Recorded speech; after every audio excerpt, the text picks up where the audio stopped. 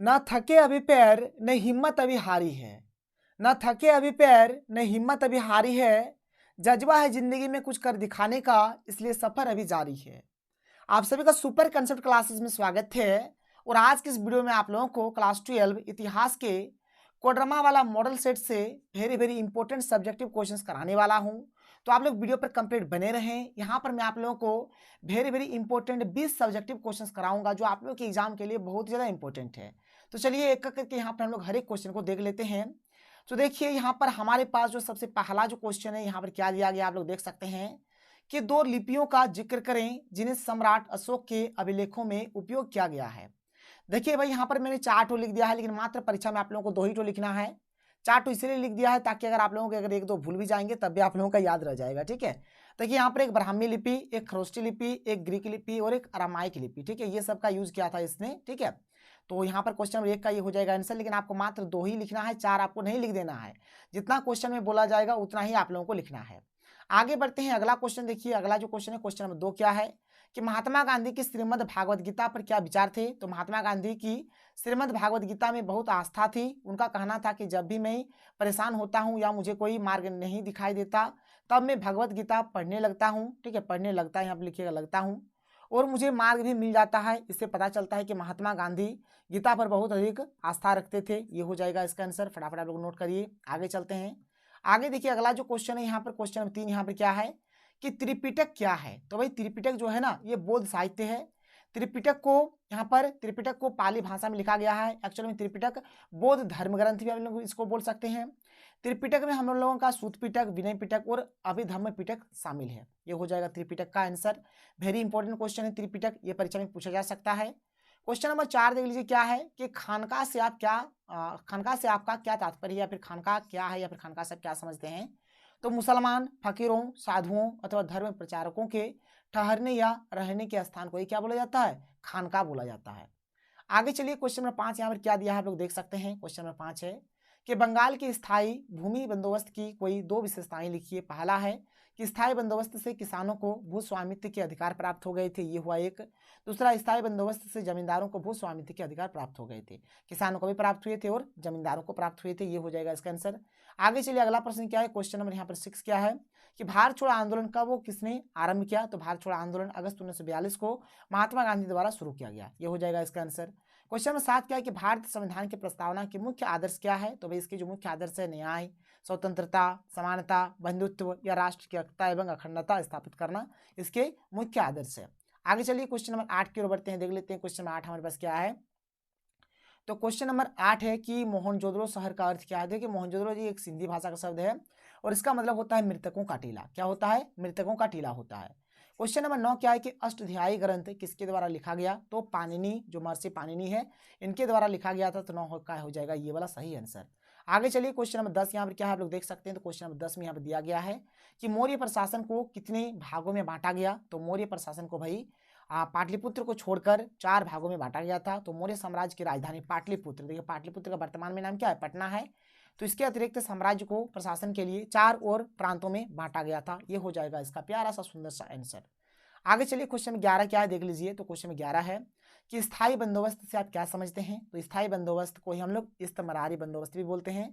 तो स्थायी बंदोबस्त या फिर इस्तमरारी बंदोबस्त ईस्ट इंडिया कंपनी और बंगाल के जमींदारों के बीच कर वसूलने से संबंधित एक स्थायी व्यवस्था हेतु सहमति समझौता था, जिसे बंगाल में लॉर्ड कॉर्नवालिस द्वारा 22 मार्च 1793 को लागू किया गया। इससे पहले भी मैंने आप लोगों को जो स्थायी बंदोबस्त बताया था, अगर आप लोग उस डेफिनेशन को भी लिख देंगे तब भी आप लोगों का गलती नहीं होगा, आप लोगों को टेंशन नहीं लेना है। इसके बाद देखिए अगला जो प्रश्न है क्या है, क्वेश्चन नंबर 12 कि डॉक्टर भीमराव अम्बेडकर का जन्म कब हुआ।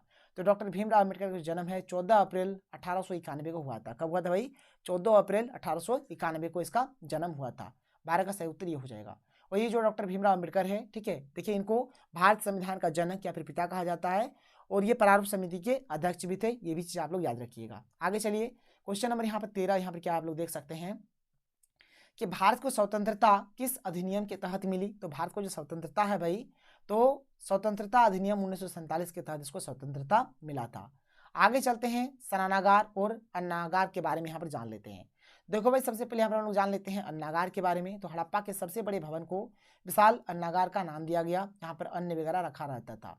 सरानागार यह मोहनजोदड़ो के उत्तरी भाग में स्थित है और एक कृत्रिम टीले के ऊपर बनाया गया था। यह हौज 11.88 मीटर लंबा, 7 मीटर चौड़ा है और 2.43 मीटर में गहराई था। ठीक है, इसमें उतरने के लिए एक सीढ़ी उत्तर में और एक दक्षिण की तरफ बनाई गई है। मतलब देखो भाई, इसका जो लंबाई है 11.88 मीटर है, चौड़ाई 7 मीटर है और ऊंचाई 2.43 मीटर है। ठीक है, और इसमें उतरने के लिए एक मतलब उत्तर साइड में सीढ़ी था और एक दक्षिण साइड में इसका सीढ़ी बनाया गया था।